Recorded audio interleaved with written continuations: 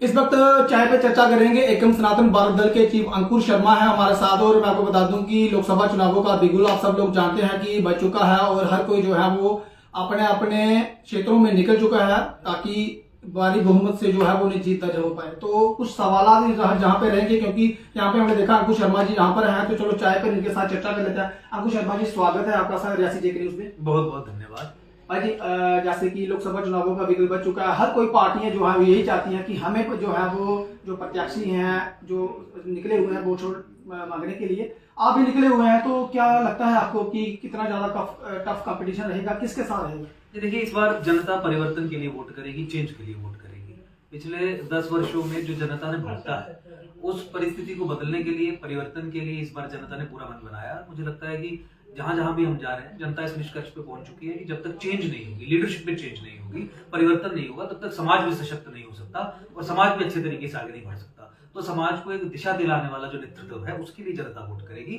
और जनता पूरे तरीके से इस निष्कर्ष पे पहुंच चुकी है कि चाहे कांग्रेस हो चाहे भाजपा हो, दोनों ही पॉलिटिकल पार्टीज के जो नुमाइंदे हैं उन्होंने जम्मू संभाग के लोगों की कभी बात नहीं की। उन्होंने जम्मू संभाग के लोगों के मुद्दों को डट के रखने का कभी अपना संकल्प नहीं उन्होंने बनाया, ना ही साधा। अब ये जानते हैं कि पिछले 10 वर्षों में पार्लियामेंट में जम्मू संभाग के संदर्भ में जितने भी राजनीतिक प्रेसिंग पॉलिटिकल विषय रहे हैं उस पर कोई चर्चा आपने नहीं देखी होगी।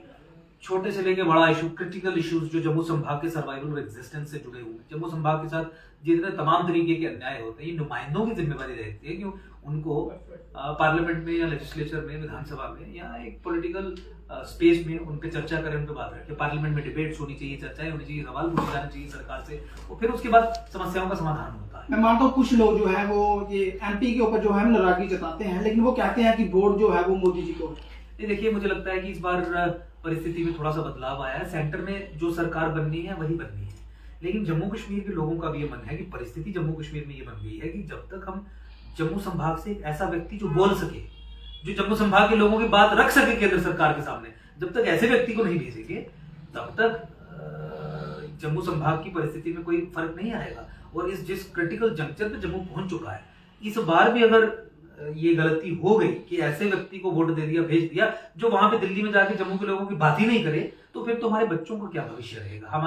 हमारे जम्मू संभाग का राजनीतिक, अदरवाइज जो डेमोग्राफी के संबंध में जो विषय जुड़े हुए हैं इससे, उसमें क्या भविष्य रहेगा? तो दिल्ली में राष्ट्र को, पार्लियामेंट को, सरकार को जम्मू की आवाज सुनाने के लिए एक नया विकल्प जो लोग तलाश कर रहे हैं, वही एकम सनातन भारत दल ने दिया है। पिछले 10-12 वर्षों से जम्मू संभाग के व्यापक सशक्तिकरण की लड़ाई, सनातन संस्कृति सभ्यता के सशक्तिकरण की लड़ाई हम लड़ रहे हैं। और मुझे लगता है कि जनता पूरे तरीके से मन बना चुकी है कि बदलाव लाएंगे, और बदलाव का मतलब ना कांग्रेस ना जुगल किशोर, अब नई पॉलिटिकल पार्टी, जम्मू की अपनी लोकल पार्टी, सनातनी पार्टी, जम्मू संभाग के मुद्दों को लेकर लड़ने वाली पार्टी, टंके की चोट पे ये कहने वाली पार्टी कि कश्मीर के बारे में कोई बात नहीं होगी, केवल जम्मू संभाग के लोगों के बारे में बात होगी। उसी पार्टी के समर्थन में इस बार जनता जो है वो वोट देगी और परिवर्तन लाएगी, और जम्मू मजबूत होगा, सनातन हमारा मजबूत होगा। क्या लगता है कि उम्मीद है कि फिर वही बात आ जाती है कि प्रधानमंत्री मोदी जी को लोग देते हैं, तो उनसे जो है वो लोग काफी ज्यादा उम्मीदें रखते हैं कि अभी अगर रियासी डिस्ट्रिक्ट की बात करें तो जो कोड़ी ब्रिज है वो बनके तैयार हुआ है, दुनिया का सबसे ऊंचा जो ब्रिज बनके तैयार हुआ है वहां पर, और यहाँ पे काफी ज्यादा डेवलपमेंट जो है वो डिस्ट्रिक्ट रियासी में देखने को मिली है। कुछ रह भी गई होंगी, लेकिन वो कहते हैं कि हमारी पार्टी जो है वो ये कर सकती है। अगर बात करूं मैं हॉस्पिटल की, यहाँ पर प्राइमरी हेल्थ सेंटर है वो नहीं बन पाया, लोगों को काफी ज्यादा निराशा है। अगर मैं पुणे की बात करूं तो वो कहते हैं कि हमारी सरकार आएगी, हम ही जो है वो इसे अपग्रेड। देखिए, पिछले 10 वर्षों में तो आपने देख लिया, पिछले 10 वर्षों में हजारों मौके लोगों ने देख लिया कि भाई जो हमारे लोकल एमपी हैं उन्होंने परफॉर्म नहीं किया, उन्होंने हमारी बात नहीं सुनी, उन्होंने हमारी बात नहीं रखी। प्राइमरी हेल्थ सेंटर की बात हो, उसे अपग्रेड करने की बात हो, अच्छा एक अस्पताल बनाने की बात हो, पौनी पावन नगरी में अच्छी हेल्थ सुविधाओं की बात हो, एजुकेशन की सुविधाओं की बात हो, और तमाम दूसरे इलाकों में भी, जब तक नेतृत्व स्ट्रॉन्ग, आर्टिकुलेट, लोगों के विषयों को बोलने वाला, डट के उसके ऊपर डिबेट करने वाला जब तक नहीं आएगा तब तक इन समस्याओं का समाधान नहीं हो पाएगा। जब तक आप बताएंगे नहीं कि भाई हमें चाहिए क्या, तो किस तरीके से समस्याओं का समाधान होगा? और जैसा कि आपने बनाया पुल बनाने की बात या वो फला बात, सड़क बनाने की बात, देखिए डेवलपमेंटल प्रोसेसेस हैं, निरंतर चलते रहते हैं। सरकार पूरा एपरेटस है जो कालखंड में, समय में कुछ ना कुछ करता रहता है। लेकिन मोस्ट प्रेसिंग इश्यूज 2016 से 2018 के बीच में जब सुप्रीम कोर्ट में जाके मैंने स्वयं केस फाइल किया, केस लड़ा कि जम्मू कश्मीर में मुसलमान मेजॉरिटी है लेकिन गलत तरीके से माइनॉरिटी का स्टेटस और उसके तहत मिलने वाली 300 से अधिक स्कीम्स का बेनिफिट ले रहा है। ये बेनिफिट नॉन मुस्लिम्स को, सिखों को, हिंदुओं को, जैनों को, बौद्धों को, जम्मू खित्ते को मिलना चाहिए। 12 मार्च 2018 को जम्मू संभाग के सशक्तिकरण की लड़ाई लड़ते हुए हमने वो केस जीता। सुप्रीम कोर्ट में दोनों सरकारों के घुटने टिकवा के हमने ये फैसला करवाया कि जम्मू कश्मीर में अब इन 300 स्कीमों का बेनिफिट, एक स्कीम में 4 से 5 लाख रुपए की स्कॉलरशिप, एक स्कीम में 600 से 700 लाभार्थी। आप समझिए कि 600 से 700 परिवार एक स्कीम के बेनिफिट लेने से इकोनॉमिकली सफल हो जाते हैं। तरीन दे टप्पर जिन्हें डोगरी चाहते हैं कि भाई एक स्कीम का फायदा मिले रहा है एक बच्चे की, तो पूरा परिवार तरीन था, क्योंकि 4-5 लाख रुपए तो उन्हें बच्चे की पढ़ाई आस्ते सेटल होना लिया होना। इस तरीके दी 300 स्कीम, 300 से अधिक स्कीम्स। तो आप मल्टीप्लाई कीजिए हजारों और लाखों की संख्या में, और 10-12 साल के आप टाइम डोमेन में उसे डाल के देख लीजिए, तो लाखों की संख्या में यहाँ पे हिंदू, सिख, नॉन मुस्लिम जो परिवार है, जो माइनॉरिटी है जम्मू कश्मीर में, उनका सशक्तिकरण होगा।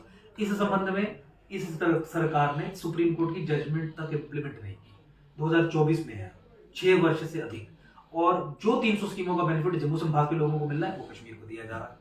जो जिन स्कीमों का बेनिफिट हिंदुओं को, सिखों को मिल रहा है वो मुसलमानों को दिया जा रहा है। मुसलमानों के खिलाफ नहीं, मैं आपसे एक सुप्रीम कोर्ट के केस और उसकी जजमेंट के संबंध में बात कर रहा हूँ। मैं माइनॉरिटी के संबंध में बात कर रहा हूँ। माइनॉरिटी कॉन्स्टिट्यूशन में, संविधान में रिकॉग्नाइज्ड एक एंटिटी है। धर्म के आधार पर माइनॉरिटी का चयन होता है। जम्मू कश्मीर में हिंदू सिख माइनॉरिटी है, मुसलमान मेजोरिटी है। मुसलमान को माइनॉरिटी का बेनिफिट नहीं मिलना चाहिए, और सुप्रीम कोर्ट ने हमने जंग लड़के सरकार को हरा के ये तय करवा दिया, साबित करवा दिया। मेरी बात यह है कि सरकार मुस्लिम तुष्टिकरण के चलते, मुस्लिम संतुष्टिकरण और तृप्तिकरण की संज्ञा जो ये सरकार अभी इस अपनी नीति को देती है, अपीजमेंट से ऊपर की डिग्री पे जाके देती है, उसके चलते हिंदुओं के हकों को मुसलमानों को दिया जा रहा है। और ये संवैधानिक हक है, ये मौलिक अधिकार है। इसीलिए हमने ये कहा कि ये विषय है जिनके बारे में बात होनी चाहिए। डिलिमिटेशन करवाई, हदबंदी करवाई, मतलब 370-35 से खत्म करने के बाद जब ये तय होना था कि जम्मू खित्ते को, जम्मू के सूबे को, जम्मू के 10 जिलों को कितनी एमएलए सीटें मिलेंगी, कश्मीर को कितनी एमएलए सीटें मिलेंगी, तो इन्होंने देखिए जम्मू की पीठ में कितना बड़ा छुरा मार दिया। जहां 2021 के सेंसिस के आधार पर डिलिमिटेशन अगर ये करवाते तो जम्मू खित्ते को 90 में से 50 एमएलए मिलते, कश्मीर को 40 मिलते। सत्ता का केंद्र छीन के हम कश्मीर से हटा के यहाँ पे जम्मू में स्थापित करते। सत्ता का केंद्र जम्मू में स्थापित होने के बाद राष्ट्रवादी समाज मजबूत होता, यहाँ के लोगों की नालियां भी बनती, गलियां भी बनती। आज अगर सड़क थोड़ी बनी है तो अधिक बनती, क्योंकि ज्यादा पैसा जम्मू संभाग में खर्च होना था। पिछले 70 वर्ष के अन्याय को हमने रिवर्स करना था। तो सुनिए, इन्होंने 2011 के फ्रॉड और फर्जी सेंसस के आधार पर, जिसमें हिंदुओं की जनसंख्या को कागजों पे गलत तरीके से झूठ, सरकारें हमारी चिंता नहीं करती हैं, तो किस तरीके से समस्या का समाधान होगा? आप कह देंगे कि एक पुल बना दिए, एक सड़क बना दी, तो समस्या। मुझे बताएं, आपको जम्मू में मुसलमानों को वोट नहीं चाहिए? मेरा कहने का मतलब है, मुझे ये बताएं, आपको जम्मू में मुसलमानों, मैं इस सवाल का जवाब दे रहा हूँ। मैं आपके पहले सवाल का जवाब पूरा कर रहा हूँ लास्ट से। ये विषय है जिन पे आपके नुमाइंदों को बात रखनी आधार बना के। जहां तक आपने बताया कि आपको मुसलमानों का वोट चाहिए कि नहीं चाहिए, फलां का वोट चाहिए कि नहीं चाहिए, देखिए सनातन भारत दल के सप्त संकल्प बिल्कुल सामने है। सनातन संस्कृति सभ्यता का सशक्तिकरण, जम्मू संभाग का सशक्तिकरण, राष्ट्रवाद का सशक्तिकरण। जो व्यक्ति इन नीतियों में हृदय से विश्वास रखता है और उनको जीता है, हमें उनका वोट चाहिए। जो व्यक्ति इन नीतियों में, इस सनातन के सशक्तिकरण में, गौ माता के संरक्षण में, सशक्तिकरण में, जम्मू संभाग के सशक्तिकरण में विश्वास नहीं रखता है, हमें उनका ना वोट चाहिए ना उनका साथ चाहिए। आपने देखा होगा जितने आपके इंटरव्यू होते हैं तो कुछ मुसलमानों के भी आपको वो कमेंट आते हैं, तो वो कहते हैं कि हम आपके साथ हैं। आपने देखा होगा, हमने कुछ इंटरव्यू किया था आपका पिछली बार। बिल्कुल ठीक बात तो है। वहाँ पे उन्होंने कहा था कि हम अंकुर के साथ हैं। ठीक बात है, बहुत अच्छी बात है। साथ है, नीचे कमेंट करते हैं, अच्छी बात है, क्योंकि अगर हमारी बात किसी को पसंद आ रही है तो वो अपना साथ दिखाएगा। तो अगर आप ये बता रहे हैं कि कमेंट्स में इस तरीके की चीजें आती हैं तो ठीक है, बहुत। अब आपकी टक्कर किसके साथ है? किसके साथ जो है वो आपका मुकाबला? हमारी टक्कर किसके साथ है, ये मैं इस कौन सी पार्टी के साथ रहेगी? हमारे साथ जनता रहेगी, कांग्रेस के साथ रहेगी? हमारे साथ जनता है, जनता का सहयोग है। चेंज एजेंट की तरह हम जनता के सामने हैं। जनता ने विकल्प के तौर पे हमें चुना है, जनता का हमारा साथ है। हम किसी से टक्कर के लिए नहीं, लेकिन जम्मू संभाग के सशक्तिकरण के लिए संघर्ष कर रहे हैं। आज वो समय नहीं है जब हम घर पे बैठ के सोचें कि खड़े हों या ना हो, लड़े या ना लड़े। आज जम्मू संभाग के सामने सर्वाइवल और एग्जिस्टेंस का मामला बन गया है। डेमोग्राफिक चेंजेस जिस तरीके से की जा रही है, जिस तरीके से कश्मीर में 90 के दशक में हिंदुओं का नरसंहार हुआ टारगेटेड किलिंग के माध्यम से, और बाकी डेमोग्राफिक चेंजेस और लैंड जिहाद के माध्यम से जिस तरीके से जम्मू को भी अंदर से खोखला कर दिया जा रहा है, रेडिकलाइजेशन इंडोक्ट्रिनेशन के माध्यम से जिस तरीके से जम्मू संभाग के वो एरिया जैसे राजौरी, पुंछ, डोडा, किश्तवाड़, यहाँ पे अलगाववाद और आतंकवाद की जड़ें मजबूत की जा रही हैं। आज हमारे सामने हम यहाँ पे 10-15 साल रहेंगे या ना रहेंगे, ये जब विषय है तो उस समय हम टक्कर वक्कर नहीं सोचते। जम्मू संभाग के राष्ट्र के मूल इंटरेस्ट्स को आधार बना के हम लड़ने का काम करते हैं, इसलिए हम संघर्ष कर रहे हैं। और मुझे पूरी उम्मीद है कि जनता इस बार बांसुरी चुनाव चिन्ह पे बटन दबा के परिवर्तन की लौ को जगाएगी। जनरेशनल चेंज जब लीडरशिप में होगी उसके बाद परिवर्तन आएगा। मौजूदा सरकार भी ये कहती है कि आतंकवाद को हमने खत्म किया, तो पत्थरबाजी आपके खत्म हो गई। देखिए आपके सामने है राजौरी पुंछ में पिछले एक जो आतंकवाद के संबंध में दिल्ली में आई थी, टेररिज्म पे एंटी टेररिज्म यूएनसीजीसी, वहां पे भारत के गृह मंत्री की तरफ से उनके ज्वाइंट सेक्रेटरी ने ये रिपोर्ट और डोजियर पेश किया है कि 2021 के बाद जम्मू कश्मीर में आतंकवाद बहुत अधिक बढ़ गया है।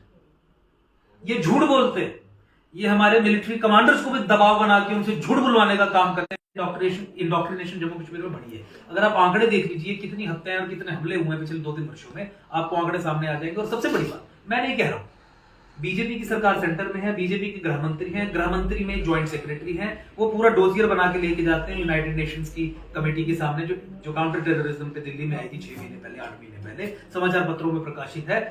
गृह मंत्री कहते हैं कि जम्मू कश्मीर में 2021 के बाद पाकिस्तान ने और आतंकी जो और संगठन है उन्होंने इस लेवल पे आतंकवाद को बढ़ा दिया कि मैं मजबूरन कहना पड़ रहा है कि 2021 के बाद अनप्रेसिडेंटेड ग्रोथ हुई है आतंकवाद में। ये उनका स्टेटमेंट है। बाकी जो पॉलिटिकली कहते हैं अपने बेनिफिट के लिए, अपनी छवि बचाने के लिए, वो कहते रहे। मुझे लगता है कि लोग अब समझदार हैं, जनता देखती है। अगर आप सत्ता में आते हैं तो क्या बदलाव देखना चाहेंगे? हम सेंटर ऑफ पावर कश्मीर से छीन के जम्मू में स्थापित करेंगे, और सेंटर ऑफ पावर जम्मू में स्थापित करते ही जम्मू संभाग के लोगों की नाली, गली, नौकरी, रेगुलराइजेशन, जितनी भी व्यथा है उनका समाधान होगा। जम्मू मजबूत होगा, राष्ट्र मजबूत होगा, राष्ट्रवाद मजबूत होगा। सनातन संस्कृति को लेके हम काम करेंगे। सनातन संस्कृति गौ माता के संरक्षण के बिना संभव नहीं है।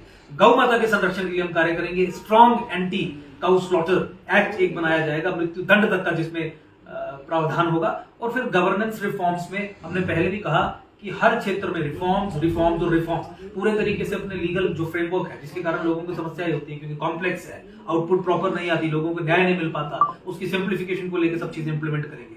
एडमिनिस्ट्रेटिव रिफॉर्म्स इंट्रोड्यूस करेंगे ताकि हमारे गवर्नेंस का स्ट्रक्चर इतना सरल, इतना अकाउंटेबल, इतना ट्रांसपेरेंट हो जाए कि पब्लिक गुड्स और सर्विसेज की जो डिलीवरी ब्यूरोक्रेसी करती है वो बहुत इफेक्टिव तरीके से कर पाए और अकाउंटेबल होकर कर पाए, लोगों को जवाबदेह बन के हो पाए। तो उसके लिए तो बहुत सारी चीजें जो ऐसी हैं 1-1.5 साल में हम इंप्लीमेंट कर सकते हैं। उसमें तो कमीशन की रिपोर्ट भी है। मुझे कोई रॉकेट साइंस नहीं लगानी। मैं ये नहीं कह रहा हूँ कि मेरे पास कोई एक सीक्रेट फॉर्मूला है। तमाम चीजें आपके सामने, लेकिन आप अपने व्यक्तिगत स्वार्थों के कारण, अपनी नालायकी के कारण, अपना विजन ना होने के कारण इन दिशाओं में आप कदम नहीं बढ़ाते। जुडिशियल रिफॉर्म्स की बात है, पॉलिटिकल रिफॉर्म्स की बात है, हमारे मैनिफेस्टो में भी ये सब चीजें की गई है। लेकिन मेरा एक ही मंत्र है कि ब्यूरोक्रेसी को, एडमिनिस्ट्रेटिव मशीनरी को रिफॉर्म करके अकाउंटेबल बनाना है, ट्रांसपेरेंट बनाना है, इफेक्टिव बनाना है, रिस्पॉन्सिव बनाना है और रिस्पॉन्सिबल बनाना है। मुझे लगता है उसी दिशा में हम कदम उठाएंगे। इस पर व्यापक हमारी चर्चा हो सकती है किसी और प्रोग्राम में, जब आप क्या रिफॉर्म्स हम इंट्रोड्यूस करेंगे, जिस तरीके से देश का जो गवर्नेंस का स्ट्रक्चर है वो स्ट्रॉन्ग हो, स्ट्रेंथन हो, उस पर चर्चा करेंगे। लेकिन most importantly will bring in radical reforms, systemic और सिस्टमैटिक तरीके से पूरी व्यवस्था में परिवर्तन लाना, यही हमारा उद्देश्य है। और उसके लिए पूरे जो मॉडल्स हैं, पूरी अंडरस्टैंडिंग के साथ उन मॉडल्स की, हम बहुत कम समय में सब कुछ बदल देंगे।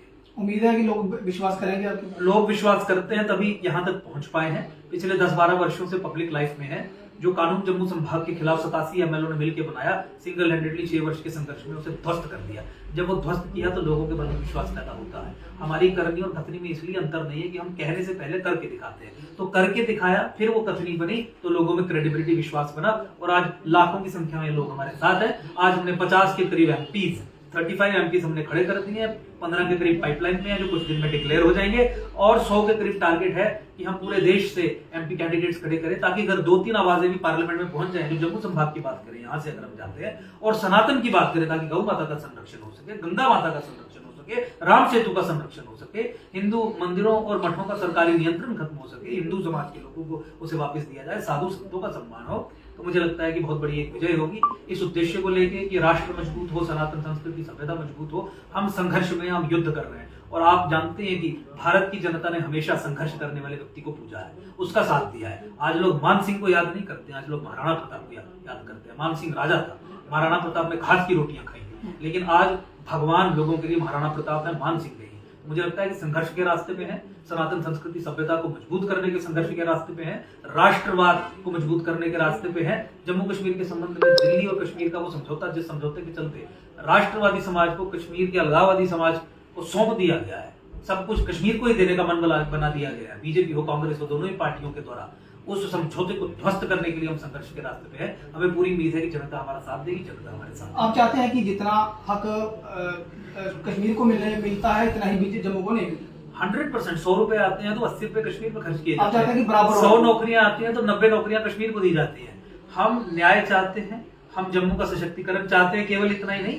और अलगाववादी या वो लोग जो देश के साथ नहीं है, किसी भी तरीके से उनकी मजबूती नहीं होनी चाहिए। जम्मू कश्मीर के संबंध में उसी समाज को मजबूत किया जाना चाहिए जो देश के साथ है, जो देश के आइडिया के साथ है, जो सनातन संस्कृति सभ्यता के साथ है, उसके सशक्तिकरण में विश्वास रखता है। इसीलिए मैं आपके माध्यम से पौनी, रियासी और आसपास के वो सब लोग जो इस इंटरव्यू को सुन रहे हैं उनसे निवेदन करूंगा कि इस बार बदलाव के लिए वोट कीजिए, इस बार जम्मू के लिए वोट कीजिए। जम्मू की आवाज पिछले 70-75 वर्षों में कांग्रेस, भाजपा, तमाम नेशनल पॉलिटिकल पार्टीज की नीति के चलते पार्लियामेंट में आज तक रखी ही नहीं गई। जम्मू की आवाज संसद में पहुंचाने के लिए वोट कीजिए, सनातन संस्कृति सभ्यता के सशक्तिकरण के लिए वोट कीजिए, गौ माता के संरक्षण के लिए वोट कीजिए और जम्मू आगे बढ़े, जम्मू मजबूत हो, राष्ट्रवादी समाज जो है वो मजबूत हो, उसके लिए परिवर्तन के लिए वोट कीजिए। जनरेशनल चेंज और ये विचारधारा जब मेन स्ट्रीम होगी तो उसके बाद ही समाज में परिवर्तन आएगा। और समाज के लिए बहुत आवश्यक है, जब तक समाज परिवर्तन ना करे समाज आगे नहीं बढ़ता। समाज की तरक्की परिवर्तन से जुड़ी हुई है। जैसे वो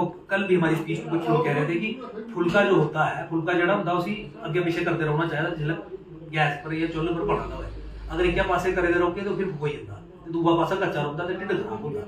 वो गल अज की डेट च राजनीति स्पष्ट हुई है। 10 साल जिस बंदे की तुम भुगता दे जिहदे बारे तुम सोचते हो कि किश नहीं किया, साडी गल नहीं रखता, कख नहीं करता, किश नहीं किया है, उसी 5 साल भर्ती आनना तो साड़ा के फ्यूचर होना। 5 साल असें वो चीज भुगतनी ना जी पिछले 10 साल असें भुगती। सवाल के है क्या अस तैयार हाँ? जवाब इसका की है, जनता भी साथ जन्ने, तुम भी जनते हो, जनता अस तैयार नहीं है। ਹੁਣ ਫੁਲਕੇ ਕੀ ਦੁਬਾਰਾ जनता आ गई ऐसे मोदी साहब दिखना एमपी ਦੇ ਸ਼ਾਇਦ ਕੰਮ ਨਹੀਂ ਕਰ ਰਹੇ ਹਨ, ਉਹ ਆ ਜੈਸੇ ਮੋਦੀ ਸਾਹਿਬ ਦੇ ਉਹਦੇ ਵਾਸਤੇ ਉਹਨੇ ਜੰਮੂ ਦਾ ਹੁਣ ਇੱਕ ਨਵਾਂ ਫਾਰਮੂਲਾ ਕੱਢਿਆ ਕਿ ਹੁਣ ਐਸੇ ਬੰਦੇ ਕੀ ਭੇਜਣਾ ਜਿਹੜਾ ਉਹ ਗੱਲ ਕਰਾਦਾ ਹੋਇਆ ਜਿਸ ਗੱਲਾਂ ਦੇ ਕਾਰਨ ਉਹ ਚਾਹੁੰਦੇ ਨੇ ਕਿ ਸੈਂਟਰ ਚੋੜੀ ਸਰਕਾਰ ਬਣੇ। ਤੇ ਉਹ ਗੱਲ ਅਸ ਕਰ ਰਹੇ ਆ ਸਨਾਤਨ ਸੰਸਕ੍ਰਿਤੀ ਦਾ ਸਸ਼ਕਤੀਕਰਨ ਅਸ ਲੜਾ ਰਹੇ ਆ, ਗੱਲ ਵੀ ਕਰ ਰਹੇ ਆ, ਅਸੀਂ ਕੰਮ ਵੀ ਕਰੀਏ ਦੱਸੇ ਦਾ। ਤੇ ਐਸਾ ਬੰਦਾ ਭੇਜਣਾ ਤੇ ਭਾਈ ਜਿਹੜਾ ਉੱਥੇ ਚਾਹੀਏ ਗੱਲ ਤੇ ਸੁਣਾਈ ਸਕੇ, ਜਿਹੜਾ ਦੱਸੀ ਤੇ ਸਕੇ ਕਿ ਜੰਮੂ ਕਸ਼ਮੀਰ 'ਚ ਜੰਮੂ ਕਿੱਥੇ ਕਰਨਾ ਉਹ ਆਦਾ ਕੀ ਹੈ। ਇਸ ਵਾਸਤੇ ਜਨਤਾ ਨੂੰ ਇਹੜਾ ਫਾਰਮੂਲਾ ਕੱਢੇਦਾ ਕਿ ਇਥੋਂ ਬੰਦਾ ਭੇਜਣਾ ਹੈ ਜਿਹੜਾ ਜੰਮੂ ਦੀ ਗੱਲ ਠੋਕੀਏ ਕਰੇ ਉੱਥੇ, ਔਰ ਠੋਕੀਏ ਜੰਮੂ ਦੀ ਗੱਲ ਜਿਸਲੇ ਉੱਥੇ ਹੋ ਪਾਰਲੀਮੈਂਟ ਦੇ ਵਿੱਚ ਤਾਂ ਜੰਮੂ ਮਜ਼ਬੂਤ ਹੋਣਾ। ਇਹ ਤੇ ਗੱਲ ਵੀ ਨਹੀਂ ਰੱਖੀ ਸਕਦੇ ਯਾਰ। ਸਾਰੇ ਕੋਲ ਵੱਡੀ ਦੀ ਸਮੱਸਿਆ ਦੀ ਜੜ ਇਹ ਹੈ इथों एक सनातन भारत दल की दे कैंडीडेट की इथों जिताइए भेजने करना है, सेंटर च कोई फर्क नहीं पौना, लेकिन जम्मू के भविष्य च बड़ा फर्क पे जाना क्योंकि एक ऐसा बंदा जाना इथों जिन्हें तो जम्मू खिते के लोगों की गल रखनी असल मुद्दे जेडे मुद्दे की असें गल की कि तुसें डीलिमिटेशन गलत उहदे पर कराई दी लैंड जिहाद करने तुस मारा दिओ 90% नौकरियां कश्मीर च दिया दिओ। कदें देखिया कुछ एमएलए एमपी की भाई कांग्रेस का होया भाई बीजेपी का होया इन विषय पर गल करता हुआ पार्लीमेंट च डिबेट होनी चाहिए ना इस चीज पर कि भाई तुसें जेड़ा जनगणना सेंसस जेड़ा फ्रॉड आ जिहदे च हिंदुओं की 10 लाख जनसंख्या घटाई हुई है उसी आधार बनाई डीलिमिटेशन क्या कराई। क्या तुसें कश्मीर की 10 सीटां दी जिसलै तुस जम्मू की 50 सीटां दे सकते हैं 90 क्या तुसें 40 दी।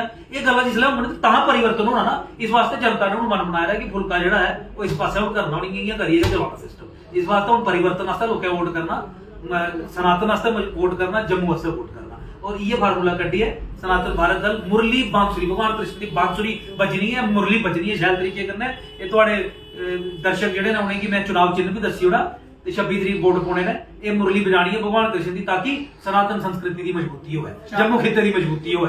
ये मुरली बजनी है इस बारी हर बार। तो मेरे साथ है अंकुश शर्मा एडवोकेट एकम सनातन भारत दल के चीफ है और मैं आपको बता दूं कि यहाँ पर आज पौनी में पहुंचे हुए थे, चाय पे इनके साथ चर्चा हुई और देखते हैं कि जनता जो है वो कितना बदलाव देखना चाहती है और आने वाले समय में क्या इनको सत्ता में लाती है या नहीं लाती है। तो फिलहाल इस अपडेट में इतना ही। देखते रहे रियासी जेके न्यूज। नमस्कार, जय हिंद, जय भारत।